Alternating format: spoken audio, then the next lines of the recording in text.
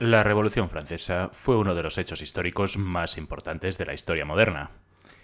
En ella se inició un proceso que terminaría acabando con el antiguo régimen y con ello con las monarquías absolutas, quedando después la burguesía como principal fuerza política. Pero como veréis en el vídeo de hoy, este hecho no fue ni mucho menos un camino de rosas.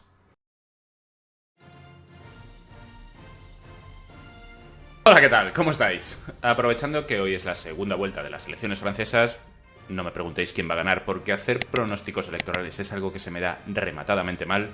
Hoy vamos a hablar de uno de los hechos clave de la historia, la Revolución Francesa.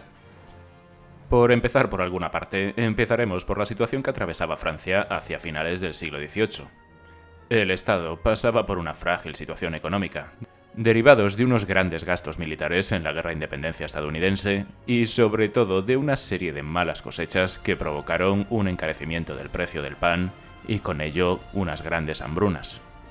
A esto habría que añadir también los excesivos gastos de la nobleza y el clero, especialmente de la corona, que tanto Luis XVI como su esposa María Antonieta vivían muy ajenos a la precaria situación del pueblo. A todo esto tendríamos que añadir que las ideas de la Ilustración, de la mano de figuras tan importantes como Rousseau, Montesquieu o Voltaire, ya empezaban a calar mucho en la sociedad francesa del momento. ¿Y estas ideas que decían? Pues a ver, que resumiéndolo mucho, la razón, la libertad y la igualdad debían de primar por encima de todo. Algo, pues, que de manera implícita venía a significar algo así como que el rey no era tan necesario. La sociedad entonces estaba dividida en tres estados. Uno de ellos era la iglesia o el clero, los cuales no pagaban impuestos y recibían los diezmos por parte de los campesinos, o lo que es lo mismo, la décima parte del producto generado de sus cosechas. Otro estado era la nobleza, los cuales eran los dueños de las tierras y tampoco pagaban impuestos. Y los campesinos estaban obligados a pagarles tributos y además solo podían venderles a ellos sus propias cosechas. Y por último teníamos al tercer estado, al pueblo, los cuales eran aproximadamente pues el 97% de la población. Y aquí podríamos meter a burgueses, campesinos, artesanos, etc. Los cuales apenas tenían ningún poder de decisión, pero por contra pagaban todos los impuestos. Volviendo a la situación de Francia, la escasez no tardó en generar revueltas en París, algunas de ellas llegando hasta las puertas del mismísimo Palacio de Versalles, donde se cuenta que al preguntar la reina por las mismas, le dijeron que el pueblo estaba pasando hambre, que no tenían pan, a lo que ella, con una chulería digna de su clase, contestó, pues que coman pastel. La situación económica no mejoraba y el rey convocó los Estados Generales, una asamblea presidida por el propio rey y que no había sido convocada en 174 años. En esta estaban reunidas unas 1.200 personas, representando a los tres estados. Se solicitó que la nobleza empezase a pagar impuestos y, lo más importante, que se cambiase el modo de votación. Y es que para que nos entendamos, en esta asamblea había un voto por cada estado, lo cual a la nobleza y el clero les garantizaba la mayoría en todas las votaciones. Por lo que el tercer estado pidió que fuera un voto por cada asistente para que las votaciones fueran más equilibradas, ya que había unas 600 personas del tercer estado y 600 del clero y la nobleza. También pidieron a los representantes del clero y de la nobleza que se unieran a ellos, y viendo que un par de nobles y varios representantes del clero accedieron, el rey mandó cerrar la asamblea y les prohibió la entrada a todos los miembros del tercer estado. Ante esto, a sus representantes no les quedó otra que hacer una asamblea paralela reuniéndose en la sala del juego de pelota de Versalles, erigiéndose estos como los verdaderos representantes del pueblo para dar a Francia una constitución. Esta asamblea sería llamada la Asamblea Nacional.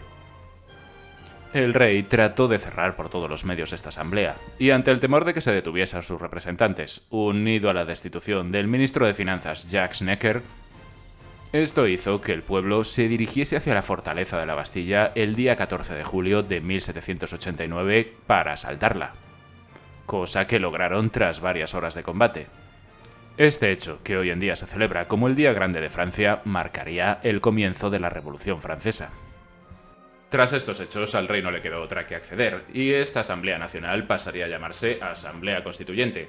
Y a Luis XVI tampoco le quedó otra que aprobar la famosa Declaración de Derechos del Hombre y del Ciudadano, en donde, bueno, como ya sabéis, entre muchísimas cosas se suprimía el feudalismo y los diezmos y también se aprobaba la libertad de prensa. En esta asamblea se sentarían a la derecha los favorables a una monarquía parlamentaria y a la izquierda los más radicales, partidarios de la República y de la mejora de la situación de las clases populares. Y de aquí viene la clásica diferencia ideológica entre ser de derechas o ser de izquierdas. A finales de este mismo año se empezó a correr el rumor por París de que el rey estaba preparando un ejército para restaurar todos sus poderes. Rumor azuzado por muchos periodistas, como por ejemplo Jean-Paul Marat. ¿Y quién era este tipo? Pues un médico que había creado un periódico llamado El Amigo del Pueblo, y con el tiempo este periódico terminó siendo la voz de la revolución. Y aquí Marat en un principio se dedicaba a hostigar a los nobles y con el paso de los años a cualquiera que fuese sospechoso de no ser revolucionario. Volviendo a las protestas de París, estas se generalizaron por toda la ciudad, saliendo de la misma, y se marchó incluso hasta las afueras del Palacio de Versalles, en donde un grupo de mujeres entró en palacio matando a varios guardias reales. Después de esto, se exigió al rey que trasladase su residencia de Versalles al Palacio de las Tullerías en París, a lo que a Luis XVI no le quedó otra que acceder. Hacia 1791 de la Asamblea salió la Constitución, que declaraba a Francia como una monarquía constitucional y repartía el poder en el legislativo, en manos de la Asamblea, el judicial en manos de los jueces y el ejecutivo en manos de la corona. Pero claro, esto de venir de tener el poder absoluto, ahora a tenerlo limitado, a Luis XVI como que no le gustaba demasiado. Así que no le quedaba otra que traer un ejército extranjero al país para que restableciese el absolutismo. Algo parecido a lo que haría varias décadas después Fernando VII en España. Para ello, su plan consistía en escapar de las Tullerías junto a su familia disfrazados de criados, y al alcanzar la frontera con Austria pedir ayuda a sus ejércitos. Algo que a punto estuvo de conseguir, ya que fue detenido poco antes de llegar a la frontera para posteriormente ser encarcelado. Pensando que la guerra era inminente, la Asamblea francesa se adelantó y decidió declararle la guerra a Austria, el país natural de la reina María Antonieta. Tras un nuevo asalto de las masas al Palacio de las Tullerías, se suspenden las funciones del rey y se convocan nuevas elecciones para configurar un nuevo parlamento que recibiría el nombre de la Convención. Y bueno, ahora que lo pienso, llevo ya un rato de vídeo y todavía no he hablado de un aparato fundamental en la revolución, la guillotina, inventada por el médico Joseph de Guillotin, quien curiosamente era contrario a la pena de muerte, y propuso este método para que fuera menos doloroso para el condenado.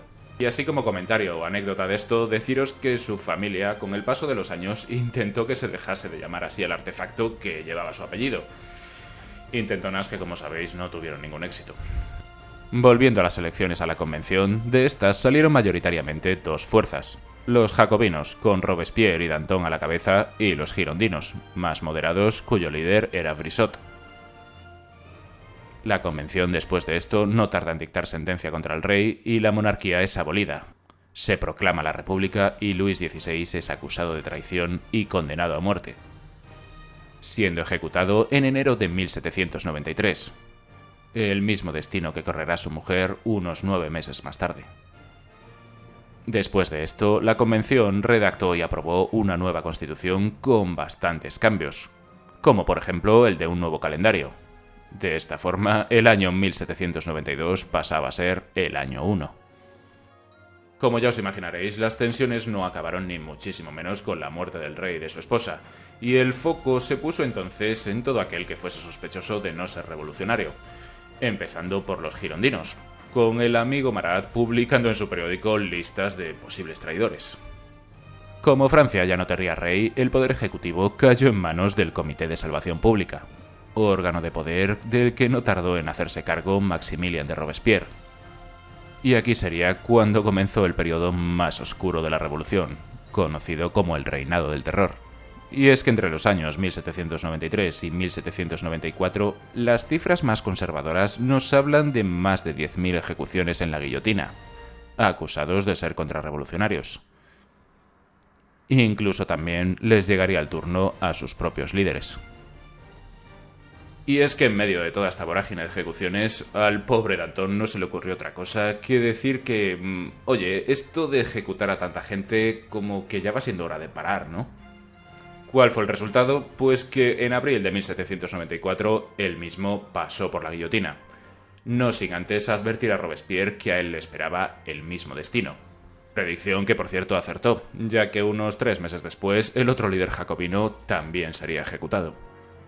Tras la ejecución de Robespierre, la revolución continuó, aunque de una forma bastante más moderada, y se inauguró un nuevo periodo de la revolución conocido como el periodo del Directorio entre los años 1795 y 1799, en el que hubo otra nueva constitución, esta vez más moderada, en la que el poder legislativo se repartía en 2 cámaras, y el ejecutivo en una cámara de 5 personas que se llamaría el Directorio, de aquí el nombre, las cuales durante estos 4 años no pararon de mostrar sus diferencias. Pero parar un segundo, estoy terminando de repasar el vídeo de la Revolución Francesa y aún no he mencionado un nombre que fue fundamental para Francia por aquellos años y en los primeros años del siglo XIX. Sí, estoy hablando de Napoleón Bonaparte, quien durante los años de la Revolución había ganado una gran importancia ganando batallas a Austria y a Prusia, e incluso salvando a la Convención durante una insurrección en París. Tras un paso por Italia y tras sus campañas en Egipto, regresó a Francia, donde mediante un golpe de Estado, dado el 18 de Brumario, es decir, el 9 de noviembre, toma el poder y es proclamado primer cónsul de Francia, otorgándole poderes dictatoriales. Durante sus primeros años de mandato, la situación en Francia se estabilizó y la economía por fin se recuperó, por lo que tuvo un gran apoyo popular. Muchos historiadores ponen el fin a la revolución el día 18 de mayo de 1804, cuando Napoleón Bonaparte, en la Catedral de Notre Dame, se proclamó emperador de los franceses. Y hasta aquí mi vídeo de hoy. Si os ha gustado, ya sabéis, podéis suscribiros, dejarme un like que me ayuda mucho, un comentario que me ayuda más todavía, o compartir el vídeo en vuestras redes sociales. Y bueno, como suelo decir en alguna ocasión, si no os ha gustado, pues recomendárselo a quien que os caiga mal, para que se fastidie y se lo trague. Un saludo y hasta el próximo vídeo.